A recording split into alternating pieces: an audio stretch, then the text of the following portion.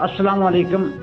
آج ہم جس شخص کے بارے میں بات کرنے والے ہیں وہ گائکی کی دنیا میں بہت بڑا نام ہے۔ یہ کہانی ہے ایک ایسے کسان کے بیٹے کی جس نے گاؤں کی مٹی سے اپنی طاقت لی اور آواز ایسی نکالی جو صدیوں تک گونجتی رہی۔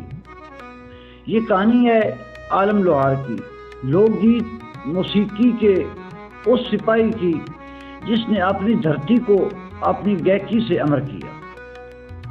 1928 میں ضلع گجرات کے ایک چھوٹے سے گاؤں میں عالم لوہار پیدا ہوئے۔ غربت ان کے گھر کی مہمان تھی مگر دل امیر تھا۔ ان کے والد خود لوگ گائک تھے۔ وہ چھوٹے عالم کے کانوں میں بچپن سے ہی دھڑکن، بانسری، پنجابی بولیاں بھرتی رہی، لیکن عالم کے حصے میں کچھ اور تھا۔ وہ ایک عام ساز پر مطمئن نہیں تھے۔ انہوں نے لوہے کا چمٹا ہاتھ میں پکڑا اور اسے ساز بنا دیا۔ یہ چمٹا آگے چل کر ان کی پہچان اور ان کی طاقت بن گیا۔ عالم لوہار نے اپنی گائکی کو صرف فن نہیں سمجھا، وہ اسے ایک مشن مانتے تھے۔ ان کے گاؤں میں صوفیوں کا پیغام بھی تھا، ان کے کانوں میں صوفیوں کا پیغام بھی تھا، محبت کی خوشبو بھی اور عام کسان مزدور کی آواز بھی۔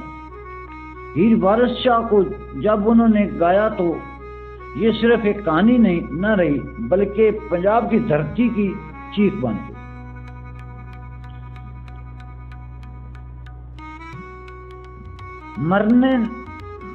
مرنے نے نہیں ڈرا، یہ جب نے کرے مرنے نے نہیں ڈرایا رب دیاں رضاواں کولوں۔ جب ان کی زبان سے نکلا تو غربت عوام نے اسے اپنا نعرہ بنا دیا۔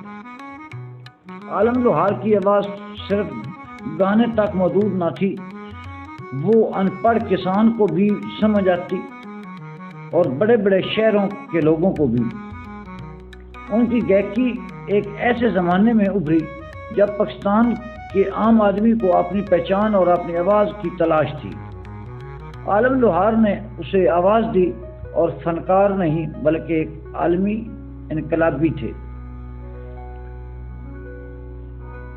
لیکن ہر کہانی کا ایک انجام ہوتا ہے۔ 1980 کی دہائی میں ایک ٹرک حادثے میں عالم لوہار کا جسم تو ہم سے چھن گیا مگر ان کی آواز آج بھی مٹی میں گونج رہی ہے۔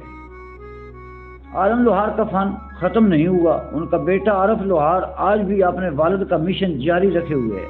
وہی چمٹا، وہی بولیاں، وہی جذبہ، لیکن ایک نئی نسل کے لیے عالم لوہار کی گائکی پاکستان کی ثقافت کا سرمایہ ہے اور ان کی آواز ہمیشہ یاد دلاتی ہے کہ اصل موسیقی وہ ہے جو عوام کے دل سے نکلے اور عوام کے دل میں اتر جائے۔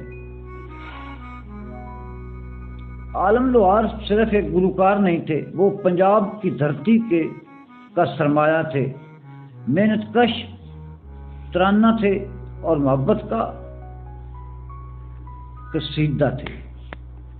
یہ ویڈیو جن کو اچھی لگے وہ لائک کریں، شیئر کریں، سبسکرائب کریں، بیل آئیکن کو